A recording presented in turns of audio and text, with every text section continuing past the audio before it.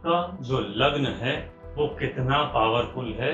लगन हमारी कुंडली का पहला घर होता है।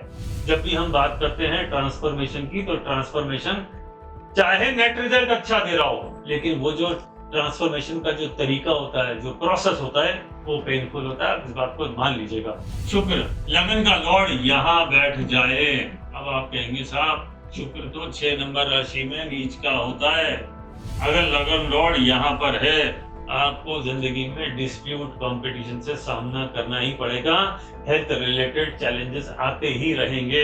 नमस्कार, आज के इस वीडियो में हम बात करने वाले हैं कि आपका जो लग्न है वो कितना पावरफुल है और आप इस जन्म में क्या करने आए हैं, किस एरिया के में फोकस होना चाहिए, कहाँ फोकस है, आपका माइंडसेट क्या है, आपका बिहेवियर क्या है और आपको आगे जिंदगी में कैसे चलना चाहिए।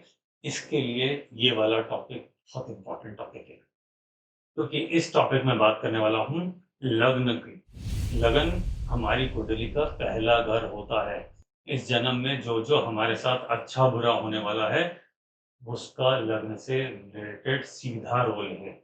आपका बिहेवियर, आपकी पर्सनैलिटी, आपकी फिटनेस, आपकी ओवरऑल हेल्थ कैसी रहेगी, ये लग्न डिपेंड करेगा।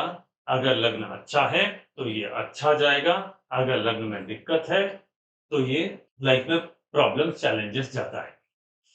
आपने बहुत बार ऐसा देखा होगा कि बहुत सारे लोग ऐसे मिलते हैं जो कितनी भी परेशानी आए हमेशा खुश रहते हैं, और बहुत सारे लोग ऐसे होते हैं जो छोटी छोटी परेशानी में विचलित हो जाते हैं, परेशान हो जाते हैं, इरिटेट हो जाते हैं, और ना सिर्फ होते हैं, करते भी हैं। तो इसमें बहुत बड़ा रोल लगन का है। ऑफ कोर्स यस, कि चंद्रमा का भी बहुत इंपॉर्टेंट रोल है, और किसी और दिन हम चंद्रमा वाले टॉपिक में इस पर बात करेंगे।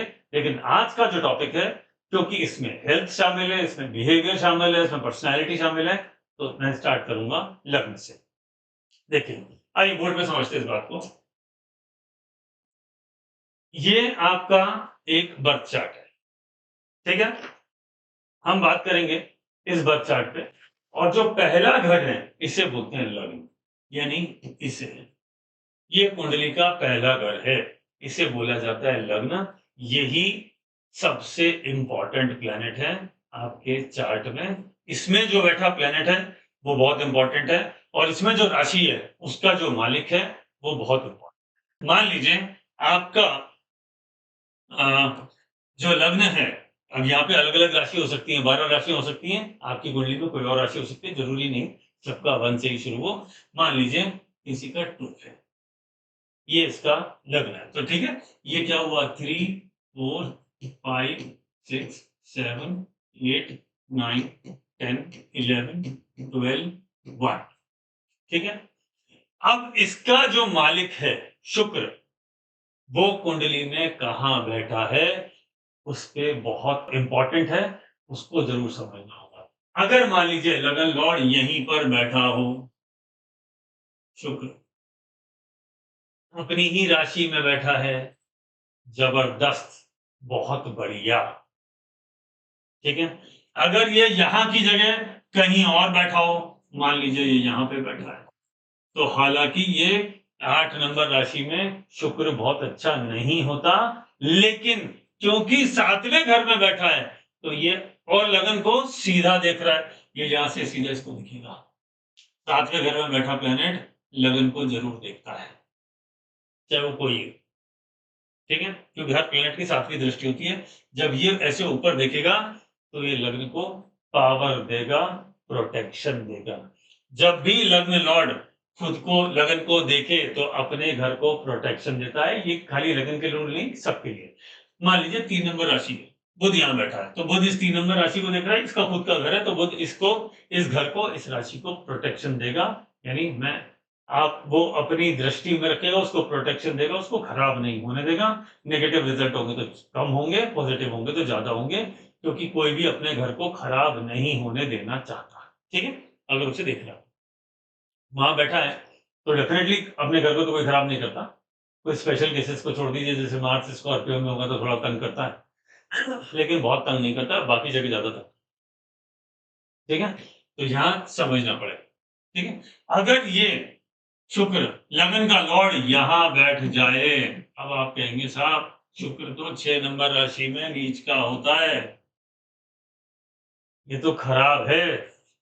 आंसर इज यस, डेफिनेटली ये खराब है, लेकिन 5वें घर में बैठा है, अपने से 5वें में, तो बहुत खराब नहीं होगा।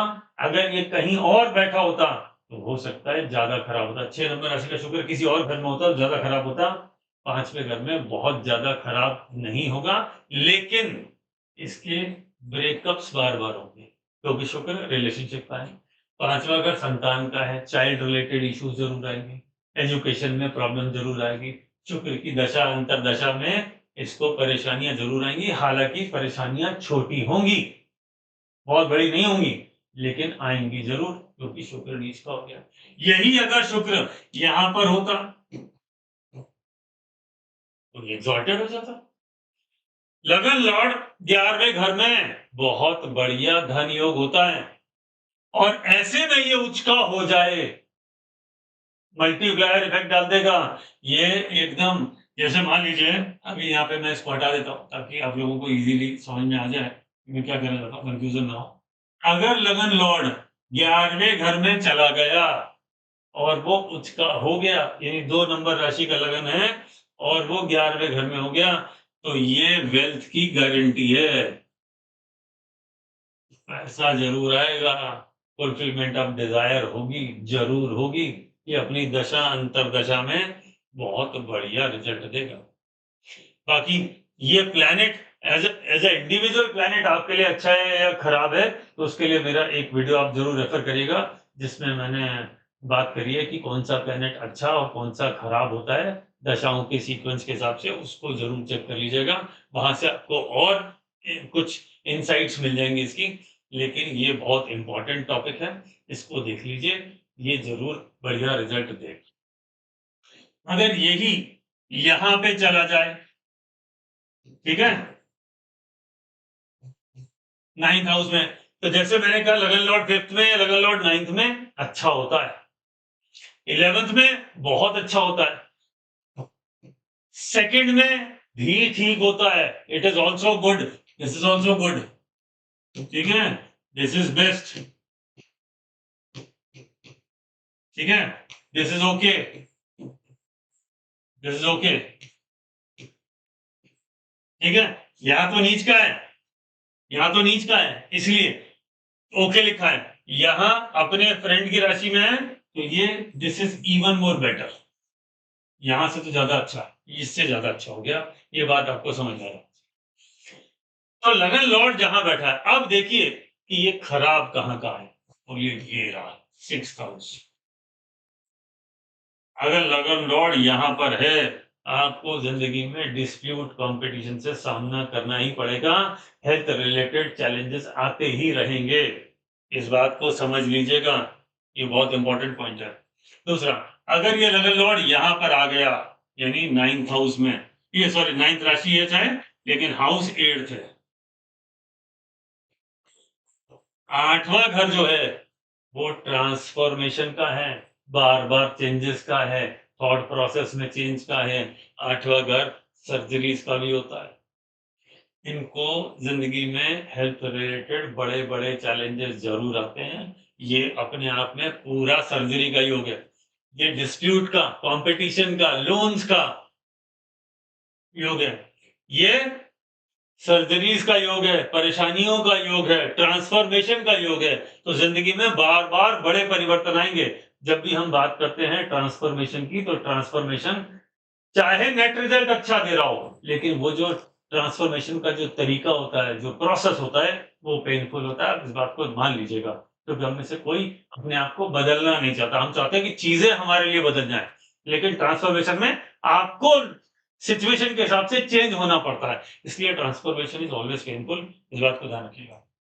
अगर ये यहां आ जाए, ये हो गया 12th हाउस, 12th हाउस, अब ये अपने से पीछे वाले घर में है, तो इसको प्रोटेक्शन तो जरूर देगा, लेकिन इसको बर्थ प्लेस से दूर जाके ही राइज करना होगा। अगर ये बर्थ प्लेस पे रहा, जहां इसका जन्म हुआ, जिस शहर में, अगर ये वहां ही रहा, तो उतना अच्छा रिजल्ट नहीं मिलेगा। इसे अपनी एजुकेशन के लिए, अपने करियर के लिए घर से दूर जाना पड़ेगा। 12th हाउस होता है फार, लॉन्ग डिस्टेंस, विदेश। ठीक है? अब हर हर लोग विदेश ही चले जाएंगे ये जरूरी नहीं है, लेकिन जैसे मान लीजिए आपका जन्म मुंबई का है और लगन लॉर्ड यहाँ पर है, तो आपको मुंबई से दूर जाना चाहिए। आपको पुणे चले जाइए, नागपुर चले जाइए, या इंडिया की किसी और जगह चले जाइए, या विदेश में चले जाइए, लेकिन वहां पे आपको ज्यादा सूट नहीं करेगा, उतना बढ़िया रिजल्ट नहीं मिलेगा जितना बाहर मिल सकता है अगर लगन लॉर्ड 12th हाउस में आ जाए। ठीक है?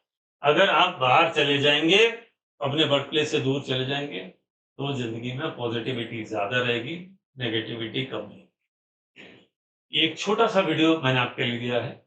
मुझे लगता है कि अगर आप इस वीडियो को ध्यान से देखें और अपनी चार्ट पे लगाएंगे, तो आपको अपने लाइफ की थीम निकल के सामने आ जाएगी कि आपकी जिंदगी में क्या अच्छा चल रहा है, क्या खराब चल रहा है, और उसका कारण क्यों है, ओवरऑल लाइफ का पैटर्न क्या है। तो यहाँ से अगर ये वीडियो पसंद आया हो, लाइक करें, चैनल को सब्सक्राइब करें और ये वीडियो सबके साथ शेयर करें। अगर आपको किसी और टॉपिक पे कुछ समझना है, सीखना है, तो कमेंट्स में टॉपिक का नाम डाल दीजिए, मैं उस पर वीडियो जरूर। नमस्कार।